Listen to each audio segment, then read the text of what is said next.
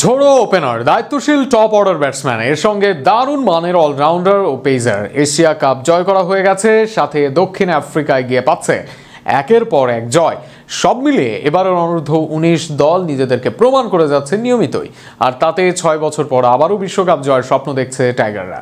এবারের অনূর্ধ্ব-19 দলের প্রতিভা ও টাইগারদের বিশ্বকাপ জয়ের সম্ভাবনা নিয়ে বিস্তারিত থাকছে প্রতিবেদনে।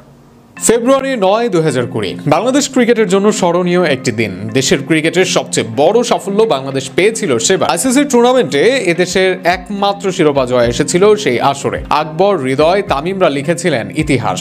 6 বছর পর আবারও সেই ইতিহাসের পুনরাবৃত্তির ব্যাপারে আশাবাদী বাংলাদেশকে। আশা দেখাচ্ছে নিজেদের যুব দল। দক্ষিণ আফ্রিকার মাঠে বাংলাদেশের একের পর এক দুর্দান্ত পারফরমেন্সে যে আশা আরো ঘনীভূত হচ্ছে। এই যুব দল এই বছর জয় করে এশিয়া কাপ শিরোপা।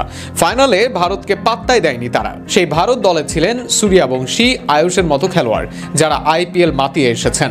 সূর্যবংশী তো সেঞ্চুরিও করেছেন, আয়ুষও খেলেছেন দুর্দান্ত। অথচ ফাহাদ ইমনদের বোলিং তোপে সেদিন অসহায় ছিলেন এই দুই ব্যাটার সহ পুরো ভারত দল। এশিয়া কাপের পর এবার বিশ্ব শাসন করে যাচ্ছে বাংলাদেশ।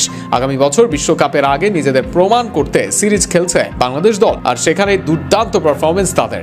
দক্ষিণ আফ্রিকাকে তাদের মাঠে সিরিজ হারিয়েছে বাংলাদেশ। এছাড়া জিম্বাবুয়েতে অনুষ্ঠিত 3 দলের টি-20 সিরিজের ফাইনালে পৌঁছে গেছে বাংলাদেশ দল। একটা ভারসাম্যপূর্ণ দলের যা কিছু থাকা দরকার তার প্রায় সবটাই আছে বাংলাদেশ দলের।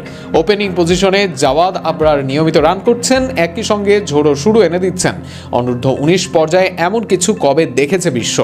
46 এভারেজের সঙ্গে 100-র অধিক স্ট্রাইক রেট জাওয়াদের মাঝেই ফেলেছেন আলোড়ন।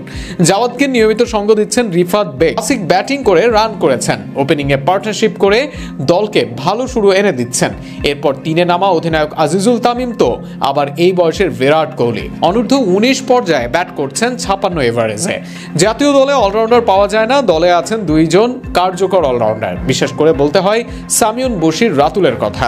ব্যাট হাতে ঝোড়ো ইনিংস খেলেন, দলের বিপদেও হাল ধরেন, নিয়মিত রানও করেন, আবার বাহাতি স্পিনে প্রতিপক্ষকে ভোগান নিয়মিতই।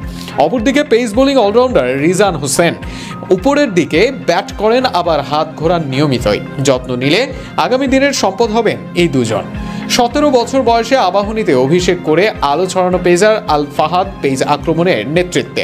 তার সঙ্গে আছে চ্যাম্পিয়ন ফরচুন বরিশালে বিপিএল খেলা ইকবাল হোসেন ইমন। গতি ও সুইংয়ে যিনি করতে পারেন কুপকাত।